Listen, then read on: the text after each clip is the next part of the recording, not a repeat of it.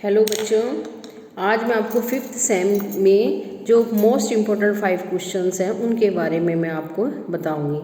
जैसे पहले पार्ट जो सेक्शन ए में से है उसमें से आर्थिक भूगोल की प्रकृति एवं क्षेत्र के बारे में मुख्यतः से पूछ लिया जाता है। 16 नंबर का बड़ा प्रश्न है, इसको जरूर तैयार कर लेना। आर्थिक भूगोल की परिभाषा देनी है पहले आपको। क्या है आर्थिक भूगोल? आर्थिक भूगोल मानव भूगोल की एक उपशाखा है। आर्थिक भूगोल के अंदर हम मनुष्य की आर्थिक क्रियाओं का अध्ययन करते हैं, उसको हम आर्थिक भूगोल बोलते हैं। तो आर्थिक भूगोल की विषय वस्तु के बारे में पूछ लेते हैं जो आपको बतानी है। ये मोस्ट इम्पोर्टेंट प्रश्न है। जैसे ही आप पेपर खोलेंगे सबसे पहले सेक्शन ए में एक प्रश्न, जो सबसे पहला प्रश्न यही जरूर से जरूर आता है, इसको जरूर तैयार कर लेना आप। 16 नंबर का प्रश्न है ये। विश्व के विभिन्न भागों में पाई जाने वाली मनुष्य की आर्थिक क्रियाएं और क्षेत्रीय विभिन्नताओं का जो हम अध्ययन करते हैं वह आर्थिक भूगोल का विषय वस्तु है। तो आर्थिक भूगोल की परिभाषा कि आर्थिक भूगोल क्या है? आर्थिक भूगोल वह है जिसमें मनुष्य जो आर्थिक क्रियाएं करता है, उपभोग, विनिमय, परिस्थितियों के साथ जो भी वितरण, प्राकृतिक परिस्थितियों के साथ जो भी उसका अध्ययन किया जाता है, इन सारी बातों का अध्ययन हम आर्थिक भूगोल के अंदर करते हैं। इसकी अलग अलग भूगोलवेताओं ने अलग अलग परिभाषाएं दी हैं। आपको 4 या 5 परिभाषाएं तो बिल्कुल अच्छे से याद करके उन 5-6 परिभाषाओं को महोदय का नाम लिखते हुए जरूर लिखनी पड़ेगी। तो एक जैसे R.N. रुडमोज ब्राउन की परिभाषा लिख देना। इन्होंने बोला आर्थिक भूगोल क्या है? एक वह है जो आर्थिक क्रियाओं को जीव और अजीव संसाधनों के साथ संबंध स्थापित करता है, वह आर्थिक भूगोल है। ये ब्राउन का नाम लिख के और फिर उसके बाद इनकी आप परिभाषा दे देना। इसी तरह L.E. किले ने इनकी परिभाषा दे देना कि इन्होंने बोला आर्थिक क्रियाओं के वितरण, भौतिक वातावरण के साथ संबंधों का अध्ययन ही आर्थिक भूगोल है। इसके बारे में आप जरूर दे देना, एक ये लिख देना। ऐसे आप 4 भूगोलवेताओं की अलग अलग से 4 परिभाषाएं आपको लिखनी पड़ेंगी इसके बारे में। फिर आ जाता है आर्थिक भूगोल की शाखाएं कौन कौन सी हैं। आर्थिक भूगोल की शाखाएं कृषि भूगोल, औद्योगिक भूगोल, वाणिज्य भूगोल, मुख्य रूप से शाखाएं हैं। आर्थिक भूगोल का क्षेत्र क्या है? आर्थिक भूगोल का क्षेत्र है कि आर्थिक भूगोल क्यों की जाती, किस लिए की जाती, कहाँ की जाती है, इसका क्या कारण है, हमें आर्थिक क्रियाएं क्यों करनी चाहिए, ये आर्थिक भूगोल का क्षेत्र है। तो आर्थिक भूगोल की जो शाखाएं हैं वो कृषि भूगोल, औद्योगिक भूगोल, वाणिज्य भूगोल। अर्थात आर्थिक भूगोल की अध्ययन की 3 विधियां दे रखी है, मुख्य रूप से क्रम विधि, प्रादेशिक विधि और सैद्धांतिक विधि। इन तीनों विधियों को आपने लिखना पड़ेगा। आर्थिक भूगोल की कौन कौन सी विधियां हैं? क्रम विधि, प्रादेशिक विधि और सैद्धांतिक विधि। इन तीनों विधियों के बारे में लिखना है। ये अध्ययन की है, आर्थिक भूगोल के अध्ययन की विधियां हैं, 3 विधियां। ये 16 नंबर का बड़ा प्रश्न पूछ लेते हैं। शाखाओं में जैसे कृषि भूगोल है, आर्थिक भूगोल की एक शाखा है। कृषि से संबंधित जो भी भौगोलिक दशाएं उनके बारे में हम अध्ययन करते हैं इसके अंतर्गत। इसके अलावा तापमान, उपजाऊपन, मिट्टी की उर्वरता, जल की मात्रा, भूमि की कैसी उपजाऊपन है कि नहीं है, भूमि ढाल कैसा है, फसलों का बोने काटने का समय, ये सारी बातों का अध्ययन हम कृषि भूगोल के अंदर कर देते हैं। आर्थिक भूगोल की एक शाखा है। इसके अलावा औद्योगिक भूगोल में हम क्या अध्ययन करेंगे कि सभी प्रकार के उद्योग धंधे, कच्चे माल के लिए वन, कृषि, खनिज संपदा जो भी है वो सब किस पे, उद्योग धंधों पर निर्भर करती है। यानी किसी देश की आर्थिक क्रियाएं हमेशा उस देश में पाए जाने वाले कृषि संसाधनों पर ही निर्भर करती है। जिस प्रदेश में संसाधन सबसे अच्छे मुख्यतः पाए जाते हैं वह देश उतना ही उन्नत माना जाता है। तो यानी आर्थिक विकास जो प्रभावित जो करते हैं उन सारी समस्याओं का अध्ययन औद्योगिक भूगोल के अंतर्गत करते हैं। तो औद्योगिक दृष्टि उन्नत देशों में औद्योगिक भूगोल का एक विशेष महत्व है। फिर तीसरी जो अध्ययन की जो आर्थिक भूगोल की जो शाखा है वो है वाणिज्य भूगोल।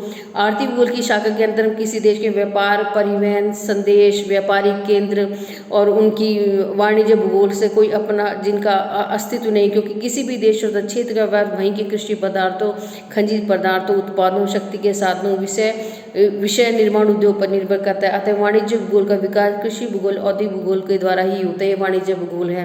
तो ये 3 शाखाएं आपको लिखनी है। आर्थिक भूगोल की शाखाएं कृषि भूगोल, औद्योगिक भूगोल और वाणिज्य भूगोल। और अब इसी तरह आ जाती है आर्थिक भूगोल के अध्ययन की विधियां, क्रम विधि, प्रादेशिक विधि और सैद्धांतिक विधि। इन 3 विधियों के बारे में आपको लिखना पड़ेगा।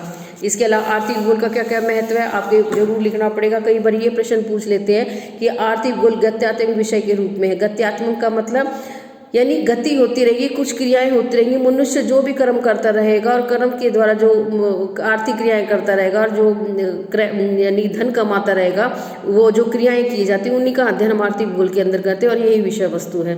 तो यानी गतिशील मानव एक स्थिर पृथ्वी, यानी एक गति, अगर मानव गति ही नहीं करेगा तो कैसे अगर कर्म ही नहीं करेगा, क्रियाएं नहीं करेगा, आर्थिक क्रियाएं नहीं करेगा, तो उसको अपने रोटी कपड़ा मकान, ये तीन जो मूलभूत आवश्यकता है उन्हीं को सारे जीवन वो लगा रहता है। इन तो गति करना उसको अति आवश्यक है।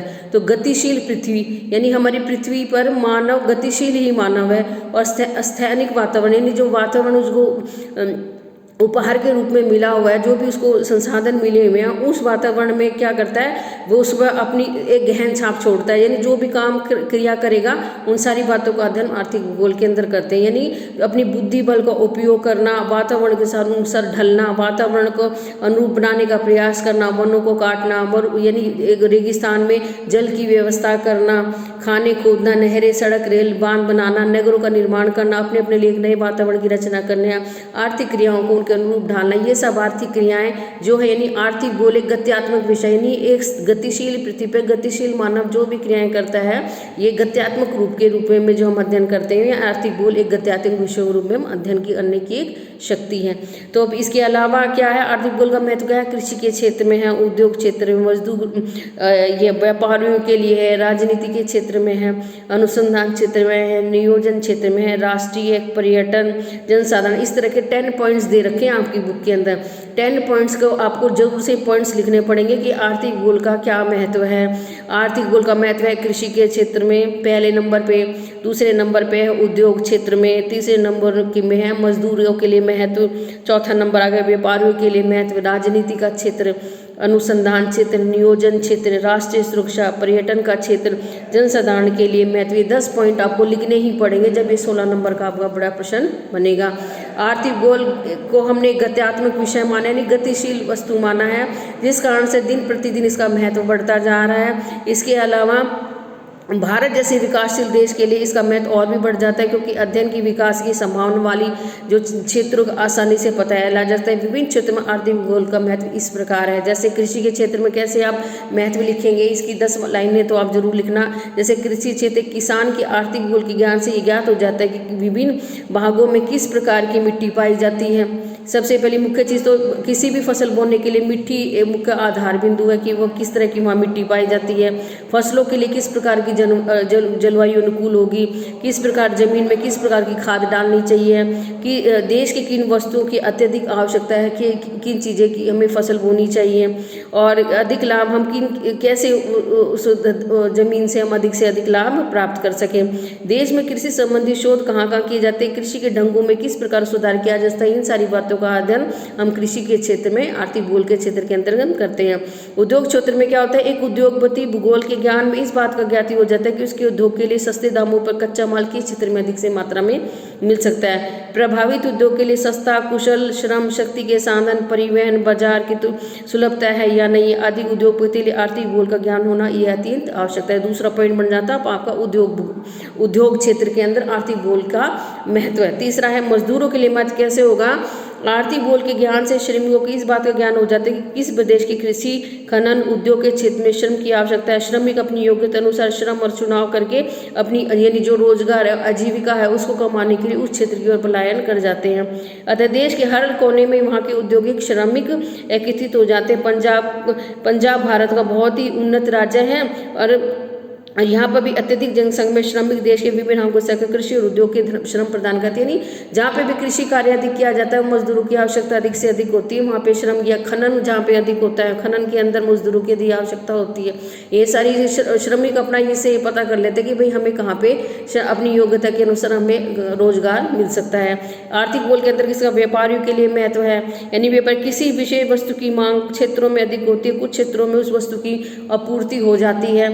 यदि व्यापारियों को मांग और पूर्ति के क्षेत्र के अंदर मिल जाए तो वो अपनी आपूर्ति वाले क्षेत्रों में माल खरीदकर मांग वाले क्षेत्रों में बेच देगा और अधिक लाभ कमा लेगा। उदाहरण के लिए भारत में चाय, पटसन, गरम मसाले अधिक मात्रा में उत्पादित होते हैं। तो क्या करता है, तो भारत में वस्तु को इंग्लैंड को निर्यात कर दिया जाता है, इंग्लैंड को निर्यात कर दिया जाता है। और इसके विपरीत इंग्लैंड में निर्मित वस्तु का उत्पादन अधिक मात्रा में होता है, तो इंग्लैंड से भारत में इन वस्तु का आयात दिया जाता है। इस तरह से व्यापार के लिए भी, यानी एक देश दूसरे देश से व्यापार के द्वारा भी आर्थिक गोल से सहायता प्राप्त कर सकता है। अनुसंधान का क्या क्षेत्र हो गया? अनुसंधान क्या है? जो रिसर्च है, ये ज्ञात हो जाता है कि किसी कृषि, उद्योग, परिवहन, व्यापार से संबंधित किस किस क्षेत्र में कौन कौन सी समस्याएं हैं, जिसका समाधान हम रिसर्च के द्वारा अध्ययन करके निकाल लेते हैं कि कहाँ पे क्या कमी है और उसको पूर्ति कैसे की जा सकती है।